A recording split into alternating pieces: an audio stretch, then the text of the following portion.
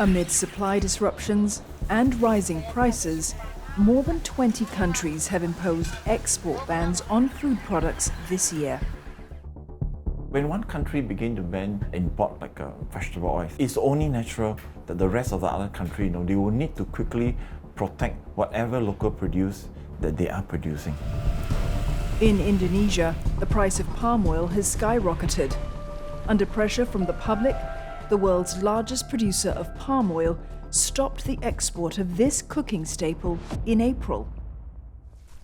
A move to bring down prices ahead of the Eid holidays. The price did go down, although the prices didn't go down as much as expected. So we can't really say that the consumers were truly happy either. At the same time, export bans on wheat elsewhere have sent prices of the grain soaring. Dan saya juga udah dikasih bocoran terigu Australia juga akhirnya jadi berebut, dari India juga nggak bisa masuk ke Indonesia. What is behind this trend of rising food protectionism? And could export bans end up doing more harm than good? If this situation continues, we should be worried that we may end up in a more difficult situation than before.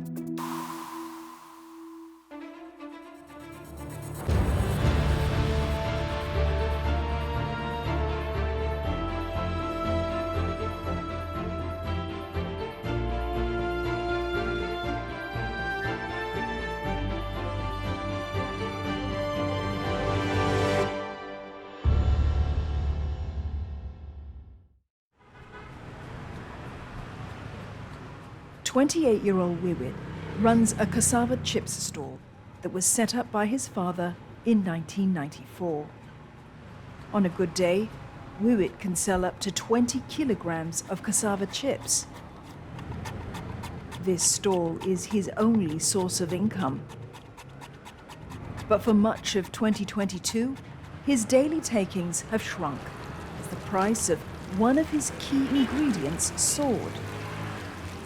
Untuk pengalaman pertama saya ngadepin minyak goreng naik itu pasti, oh nanti agak ada apa lagi ya gitu. Pasti ada kayak, aduh apa harus cari kerjaan lain yang buat ini.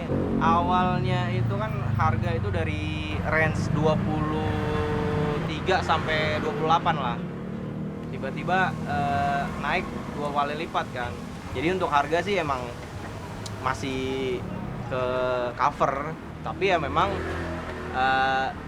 resikonya untung kita makin nipis gitu aja. Wiwit uses 4 liters of palm oil a day to fry his chips.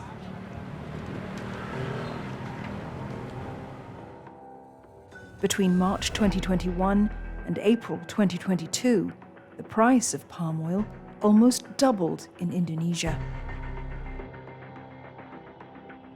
To understand why the world's largest producer of palm oil was experiencing domestic shortages and price hikes, we have to look at the global picture. Worldwide, cooking oil prices began rising sharply in 2021. This was partly caused by climate change leading to poor yields and supply chain issues created by the pandemic. But in February 2022, one event triggered a further spike in prices.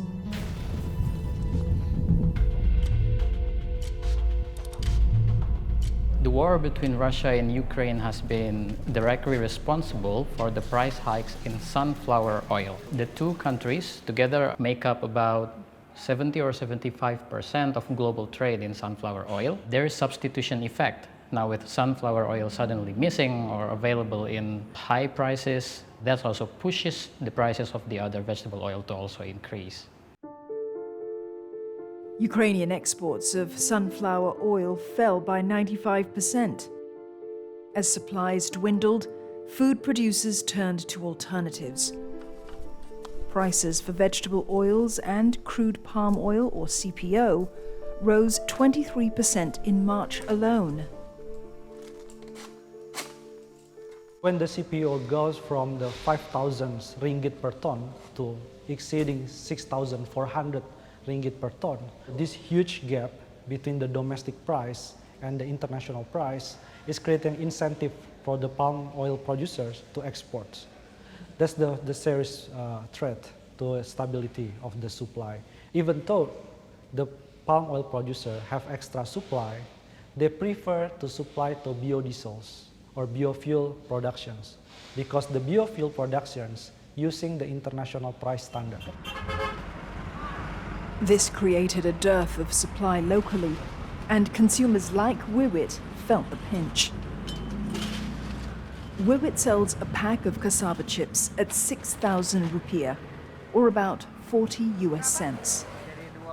He's had to make adjustments to maintain a profit. Ya kan bungkusannya karena emang bener-bener dikurangin isinya, yang tadinya 3 sentong sekarang 2 sentok. Kita negara tropis sangat baik untuk produksi, tapi bisa langkanya itu kan nggak masuk logika gitu.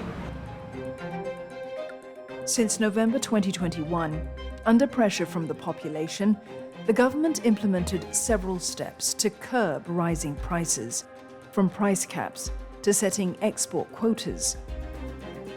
But they were not enough. Cooking oil prices continued to soar, increasing the cost of living. Hundreds took to the streets in protest. Then, on the 28th of April, President Joko Widodo announced an export ban on palm oil. Karena saya tahu negara perlu pajak, negara perlu devisa, negara perlu surplus neraca perdagangan. Tapi memenuhi kebutuhan pokok rakyat adalah prioritas yang lebih penting. Ada sekitar 273 juta. Dari jumlah penduduk yang banyak itu, kita membutuhkan pasokan pangan juga dalam jumlah besar. Nah, kita menghitung setiap saat kebutuhan pangan kita dibandingkan dengan produksi pangan kita. Jadi ketersediaan pangan yang lebih kecil dibandingkan kebutuhannya dapat menciptakan ketidakstabilan ekonomi, bahkan berbagai gejolak sosial dan politik dapat terjadi jika ketahanan pangan terganggu. There was also mounting public pressure, especially during Ramadan, end of April, when the export ban happened, and also in the anticipation of the Eid holidays, where prices usually increased. So you also need to see this, the export ban, as the government responding to that. The ban succeeded in bringing down prices gradually.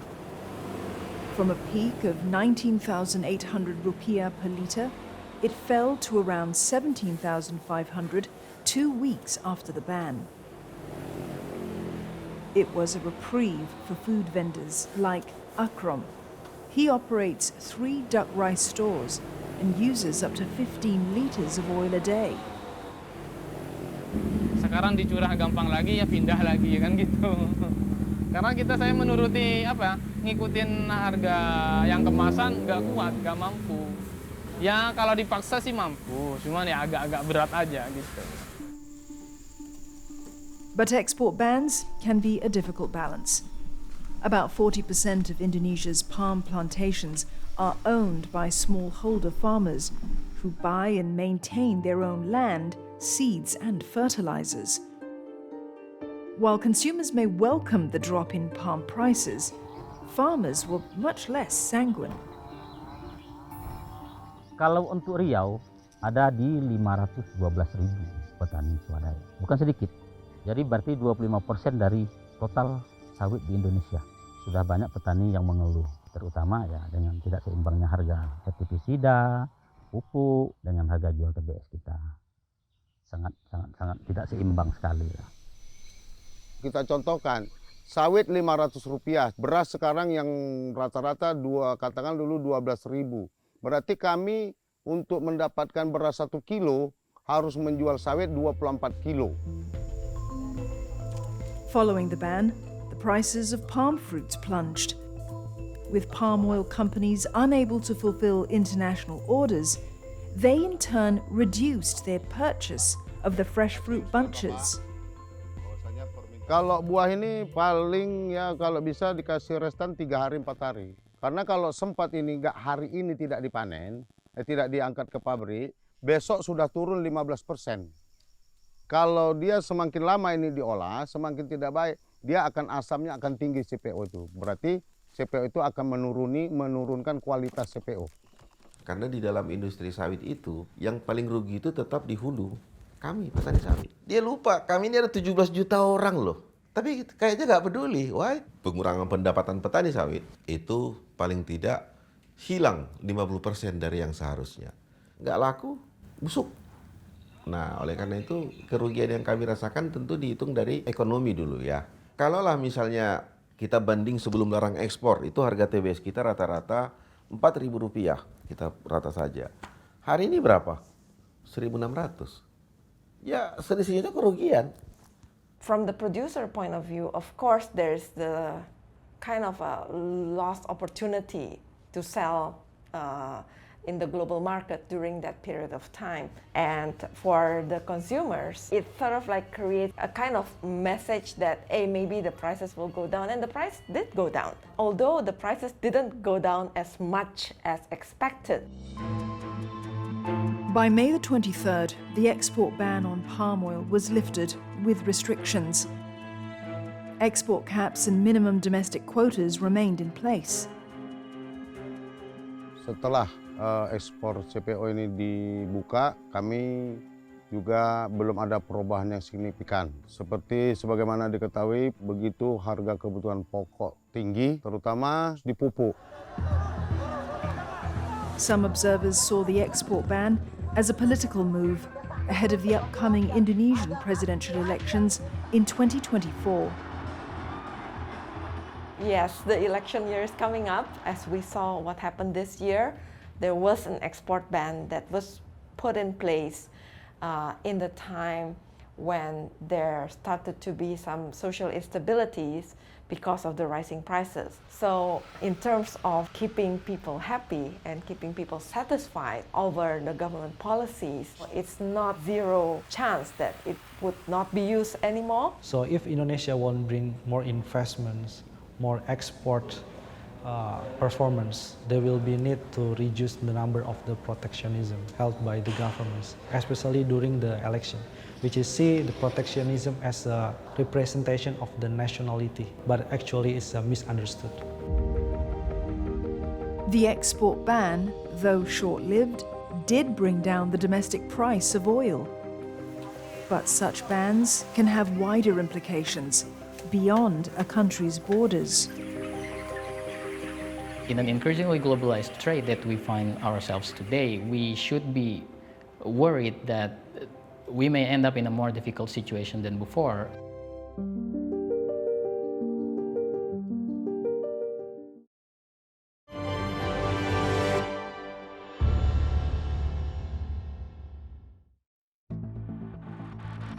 On the 28th of April, Indonesia's export ban on palm oil took effect. Countries that import Indonesia's palm oil, like India, China, Pakistan, the Netherlands, and Spain, were left scrambling for alternatives. Global cooking oil prices rose drastically. For instance, in India, vegetable oil prices rose 50 to 70% from pre-COVID days. They didn't see that Indonesia do some protectionism before. This is the first time ever. So they shock, and then they tend to shift the supply from Malaysia, from Thailand. But the problem is Malaysia, which is smaller part of the producers compared with the Indonesia, they already have long-term contract with the other countries. So it's not easier to increase sudden productions and fulfilling the other country demands. So therefore, the price of the palm oil increased dramatically. When one country begin to ban vegetable oils, it's only natural that the rest of the other country, they will need to quickly protect whatever local produce that they are producing. And as a result, the prices will just keep shooting up. Indonesia was not the only country to restrict exports of food products to address local shortages. More than 20 countries have resorted to export bans since the Russia-Ukraine war. for items ranging from grains to poultry. It's certainly worrying to see the trend of countries banning exports. We see it with Indonesia, then India, and also I think other countries, Egypt and Argentina also recently banned their produce. I think in this situation, countries tend to think that we should prioritize feeding our own people over hoping for any gains made from international trade. That may sound sensible unilaterally, but in an increasingly globalized trade that we find ourselves today, we should be worried that we may end up in a more difficult situation than before. Even as Indonesia stopped the international sale of palm oil, India announced its own export ban of wheat. Wheat is a staple in Indonesia, even though the country doesn't grow the grain domestically. In 2020, it imported over $2 billion worth of wheat, making it the world's 5th largest importer. 55% of this was used for making noodles. Samino has been manufacturing wheat noodles since 1981. As wheat prices rose by 40%, Samino's business took a hit. Dan saya juga udah dikasih bocoran dari ini dampak daripada peperangan yang di Ukraina sama Rusia ini, dan juga dampak cuaca juga karena di Kanada katanya lagi gagal panen, sampai disampaikan begitu. Terigu Australia juga akhirnya jadi berebut, dari India juga nggak bisa masuk ke Indonesia.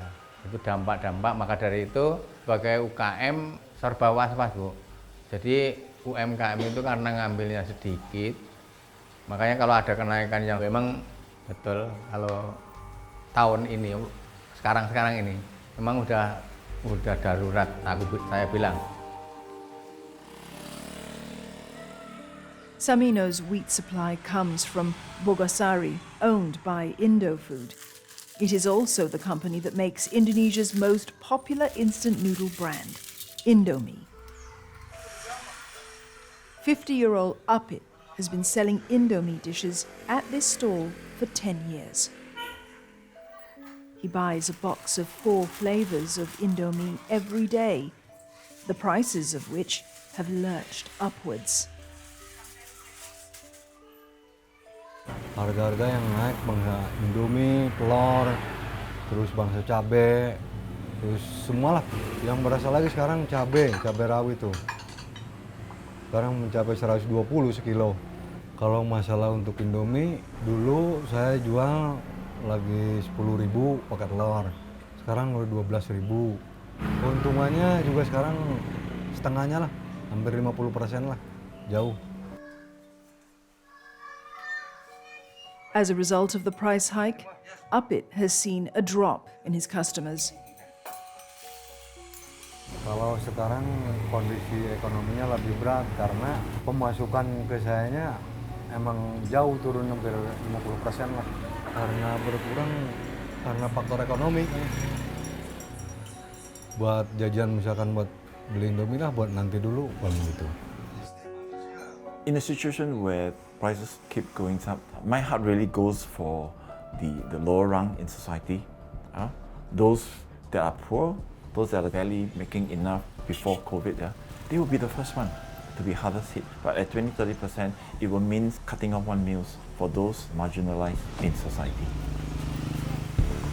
About 20 million Indonesians don't meet their daily nutritional requirements. Despite food making up 64% of total spending for low-income families like Lasmini's.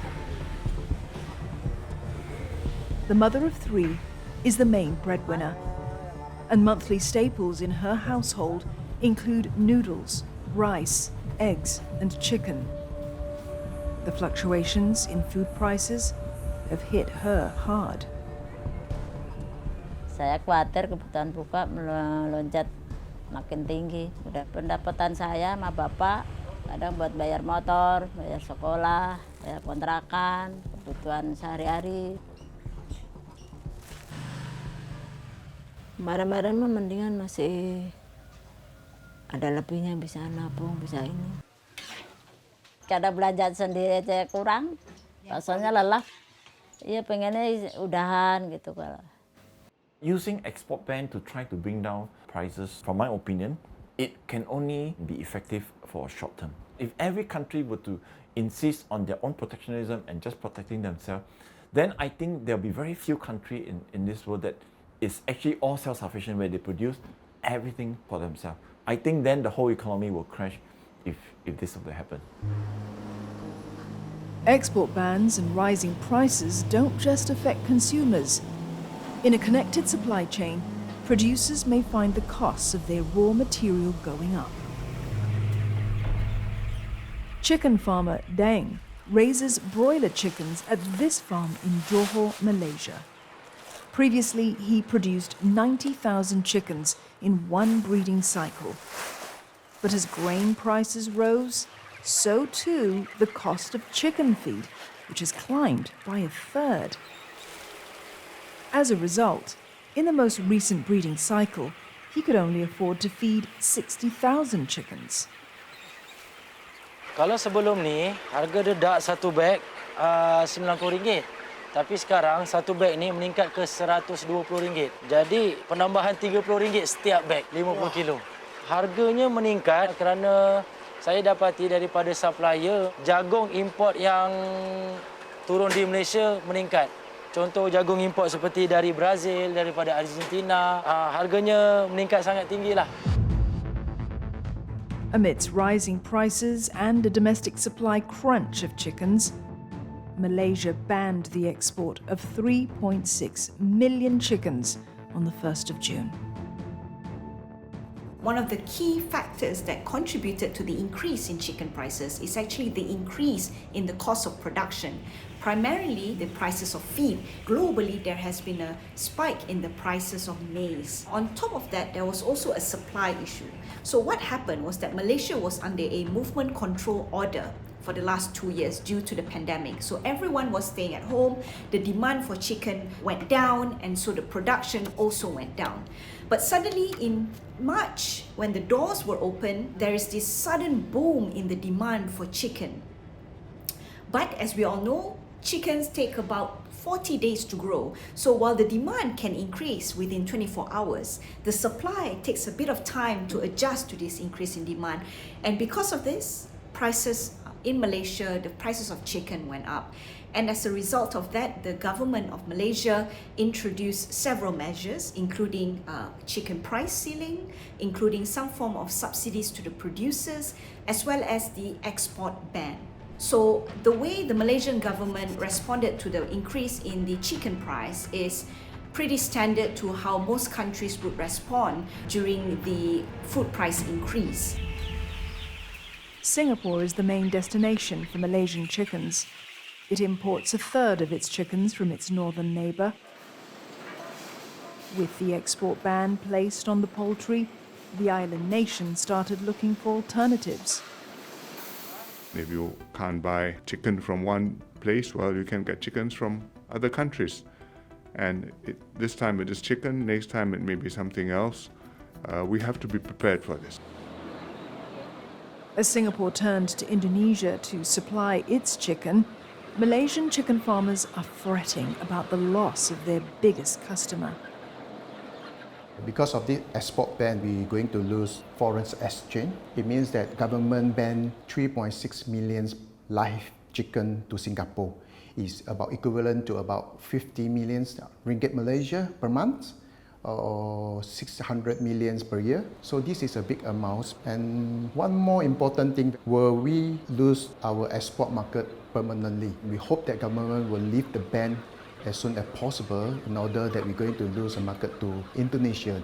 Singapore has been their predominant market. When the crisis took place, Singapore found alternative chicken source quickly. Assuming 3 months down the road, 6 months down the road, this new source of chicken import becomes a very stable source. It will be a loss to those previous chicken suppliers. So, ironically, while export bans are meant to shore up domestic inventories in the short run, it could end up reducing long-term supply if producers are unable to sustain their business. Ada beberapa kawan saya juga yang 2-3 orang dah terus tutup, tak berminat lagi dengan industri ini. Untuk ke arah peningkatan saya tak nampak lagi. Tapi untuk ke arah kekurangan ataupun tutup, ya. As a longer-term strategy, some countries like Indonesia are looking at self-sufficiency as a way to improve food security. But that comes with its own set of challenges. Deforestasi di Indonesia itu didorong oleh industri perkebunan.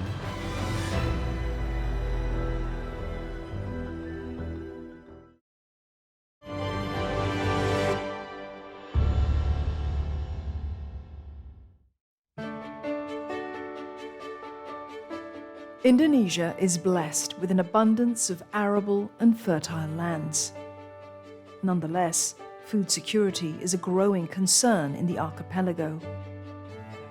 1 year ago, the government set up the National Food Agency to stabilize the supply of staples, ranging from rice to eggs to poultry.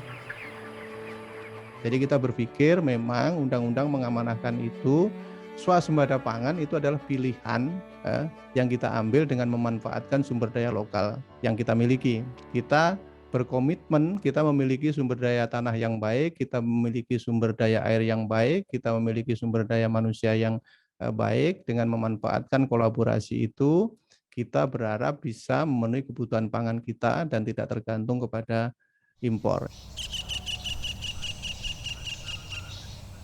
About 30% of Indonesia's land is currently used for agriculture. Large plantations mainly grow palm oil and rubber. And small holding farmers grow staples like rice, corn, soybeans, fruits and vegetables. I think we've only been self-sufficient in just a few commodities in rice and maize. Virtually self-sufficient, meaning that domestic production supplies 90% or more. With other equally important commodities like soybeans or sugar or beef, we rely considerably on imports, so we're not self-sufficient on that. Part of the NFA's mandate is to increase the availability of produce. But increasing agriculture is often a trade-off between arable land and natural habitats. In the last 20 years, Indonesia has lost more than 14 million hectares of its forests. That amounts to 10 times the size of Singapore per year. Deforestasi di Indonesia itu didorong oleh industri perkebunan, seperti industri perkebunan sawit, pulp and paper, dan juga industri perkebunan untuk karet. Kehilangan hutan dan deforestasi itu totally unsustainable, karena deforestasi itu akan menghilangkan landscape, bahkan 100 tahun itu sangat sulit memulihkan kembali hutan yang sudah hilang. In 2018, President Widodo imposed a 3-year moratorium on new permits for palm oil plantations. That restriction lapsed in September 2021. But the government has promised it will not issue any new permits. 3 tahun moratorium itu belum cukup untuk membenahi masalah-masalah serius dalam industri perkebunan sawit. Ini didasari dengan tidak dilakukannya review yang proper terhadap izin-izin yang sudah diberikan. Kami menemukan bahwa izin-izin yang dikeluarkan itu masih berada dalam kawasan hutan, namun tidak dilakukan tindakan-tindakan hukum oleh pemerintah, termasuk tidak mengevaluasi atau mengambil alih izin-izin yang masih memiliki tutupan hutan. It's estimated that about a fifth of Indonesia's palm plantations are illegally grown without permits. And this could increase with the current high prices. Sebelum naiknya harga sawit secara global, sawit ilegal dalam kawasan hutan di Indonesia ada sekitar 3,12 juta hektar sawit ilegal dalam. Dan ketika harga sawit dunia itu meningkat, ini juga akan memicu pembukaan baru karena keuntungan yang lebih besar yang akan didapatkan oleh industri ini karena harga sawit yang lebih besar, yang sedang tinggi di dunia. While the government has set limits on clearing forests for palm plantations, this is not the case with other crops. In June 2020, the government announced plans to expand agricultural land under its food estate program. About 750,000 hectares of protected forest areas in Kalimantan, Papua, and North Sumatra are targeted for the program. These new farmlands have been assigned to grow rice, corn, and soybeans mainly. Program food estate ini yang saat misalnya di Kalimantan Tengah, di mana wilayah hutan hujan telah dibuka sekitar 700 hektar di Gunung Mas untuk proyek food estate. Begitu juga di Sumatera Utara, di mana di sana ada proyek juga di Tumbang Hasudutan. It's an unsustainable way to plan food security forward because it hinges on agricultural land expansion, and therefore it runs the risk of increasing emission from land use change. And another danger of food estate program is also because it relies on top-down management. It's basically a national project implemented by the state, and that relates to land acquisition, the decision over which commodities to grow on a particular food estate, the provision of the farming laborers. Dalam konteks ketahanan pangan, kita masih membutuhkan tambahan-tambahan lahan dalam rangka untuk meningkatkan produksi, terutama produksi-produksi pangan yang secara internal dalam negeri kita masih belum cukup. Kemudian food estate penambahan lahan juga melalui suatu metode kajian bahwa lahan itu betul-betul lahan yang bisa digunakan untuk lahan pertanian misalnya, dan dia tidak mengganggu lingkungan dan tidak mengganggu fungsi-fungsi hutan. Kami yakin itu di dalam proses itu sudah dilakukan di Indonesia.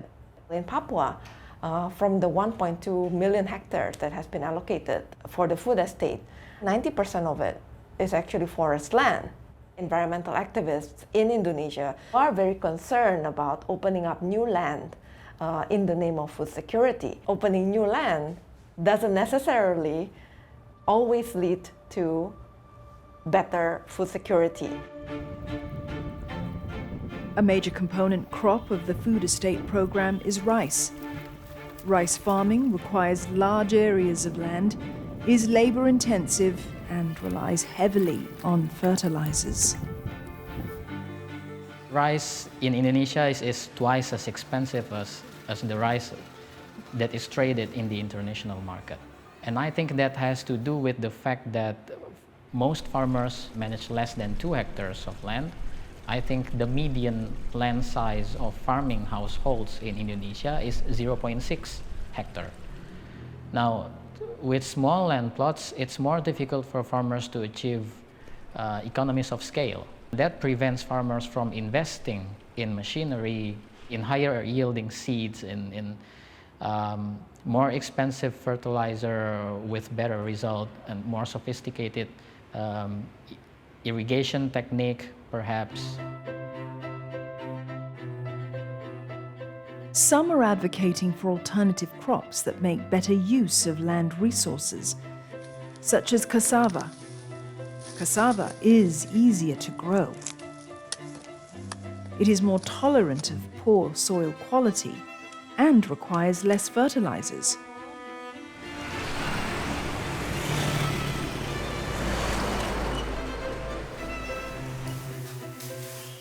Riza Azumarida Azra founded Rumah Mokaf in Indonesia's Banjarnegara region in 2014 with with the hope to make cassava a staple crop in the country.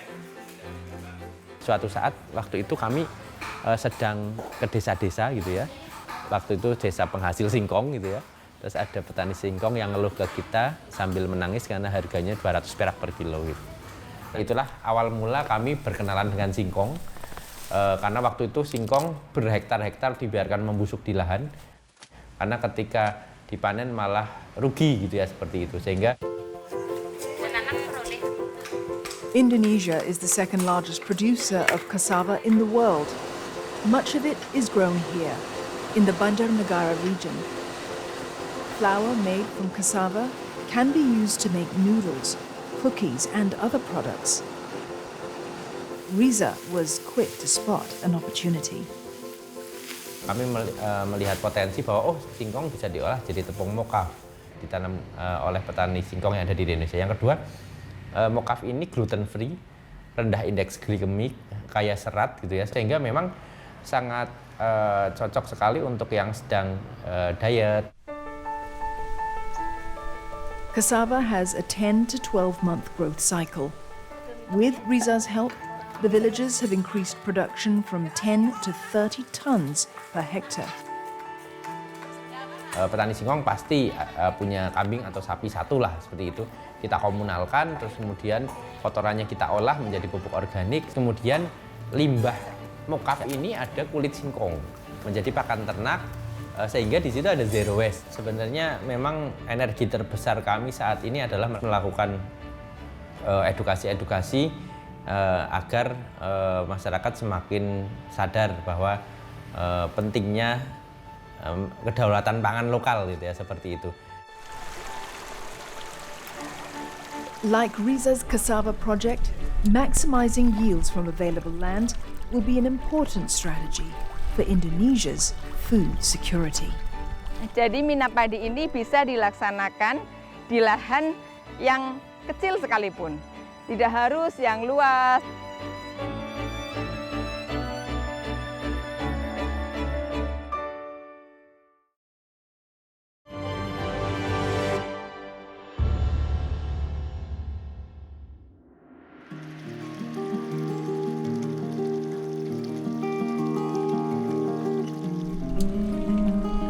Saya sebagai petani mina padi sejak tahun 2019. Ya dalam 1 tahun kita menyewa lahan itu sekitar 3.750.000. Terus kita juga mendapat hasil dari padi sekali panen itu sekitar 1,3 ton buah kering dan ikan sekitar 5 kintalan.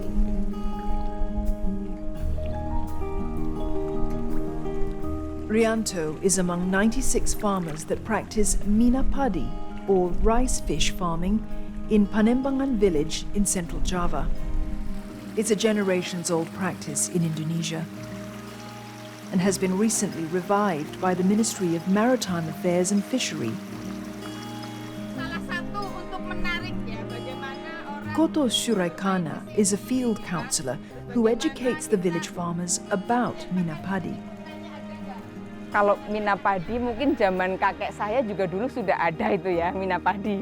Sudah ada pernah yang melakukan budidaya ikan di sawah, tetapi kan hanya tidak menggunakan juknis atau tidak menggunakan SOP. Pokoknya yang penting padi dikasih ada airnya, ditanami padi terus dikasihkan. Lahan ini memang kami memberikan arahan bahwa pengurangan lahan maksimal 20% dari luas total yang dia miliki.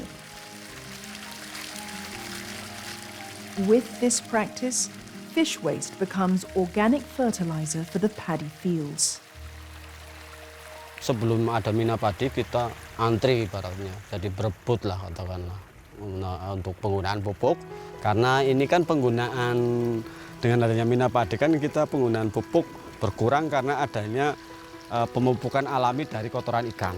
Jadi itu akhirnya pemupukan padi itu stabil. Ya alhamdulillah ketergantungan petani dengan pupuk urea terutama segala jenisnya itu alhamdulillah sekarang sangat-sangat berkurang. In less than a year since the program was launched, there has been an 18% increase in the rice yields.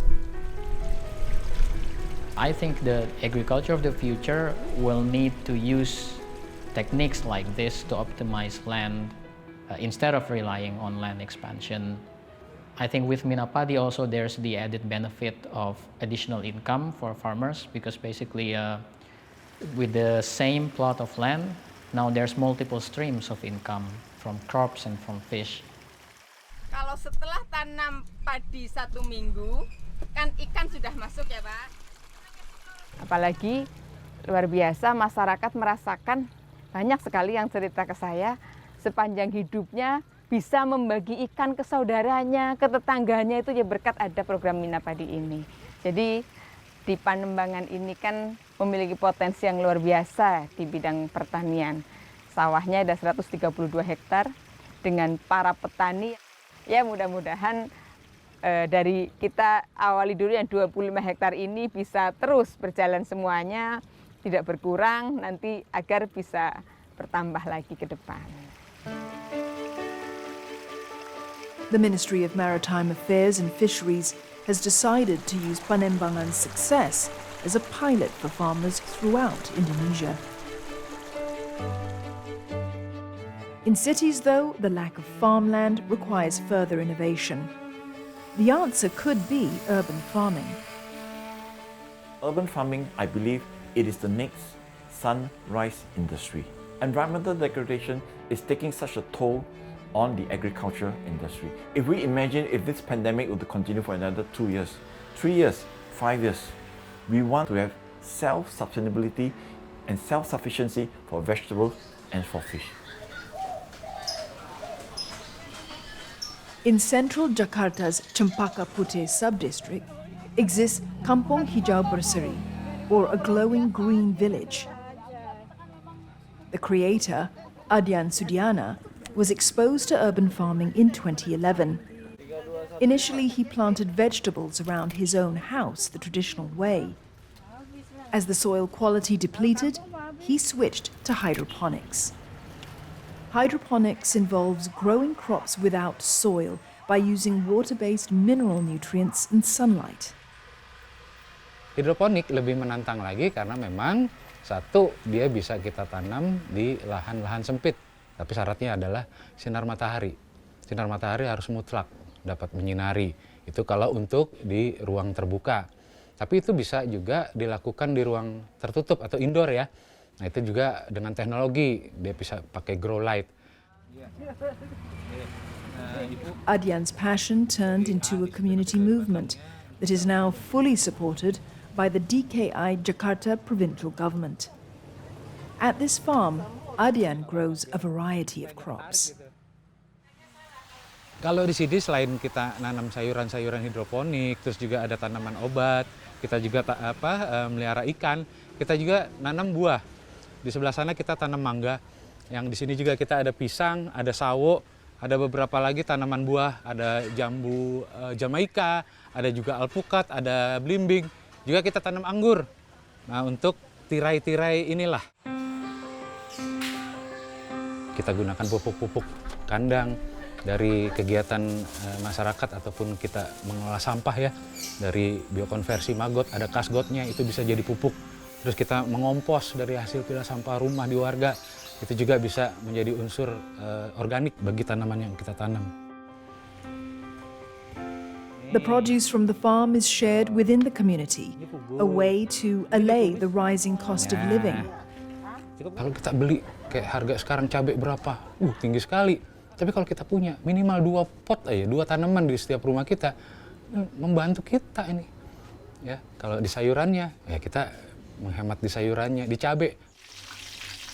Saya support gitu karena saya pribadi sebagai ibu rumah tangga sangat terbantu lah gitu. Kita dapat sayuran yang bersih, yang sehat, yang kita tahu penanganannya seperti apa gitu. Untuk anak-anak kita nyediainnya juga. To improve its domestic food supply, last year the Indonesian government announced plans to lure 2.5 million millennials to agriculture, a sector usually seen as less attractive to young workers. Modern methods like hydroponics and urban farming could be a key part of this strategy. I don't think there is a city that can 100% secure food from their own territories. But urban farming also has its cultural and social benefits in which people actually have food production in their minds. So instead of thinking about the city as something that just relate to service industry or commerce and trades, but it's also thinking about the city, the urban land, as a place that can produce food. But ultimately, such strategies will only bear fruit in the long term. Meanwhile, high food prices continue to create social and political pressures. The protectionism is happening everywhere after the pandemic, but the policy to increase productivity of any food is take very long time. Maybe takes 10 to 20 years, depends on some commodities. So there's a huge gap. So before the election, inflation is very, very sensitive. Any elections, especially next year elections. So price stability is a must to be elected. The price stability will be measured by protectionism. In the short term, governments in Indonesia and elsewhere will continue to see high food prices and disruptions in supplies. Under pressure from local voters, export bans like the one placed on palm oil could become more common. So it's not just Indonesia, it's not just Singapore, but I believe every country, government that is just thinking aloud to ensure they have food security. With the protectionism that is just taking place, perhaps we may have the next variant of COVID, that may come, and government may practice more protectionism. There'll be more banning of protein. I think this can become a very, very rampant practice. With climate change, increasing urbanization, more people working in fields other than agriculture, it's all the more important that countries keep their food trade open, because we can rely less on our own natural or demographic endowments.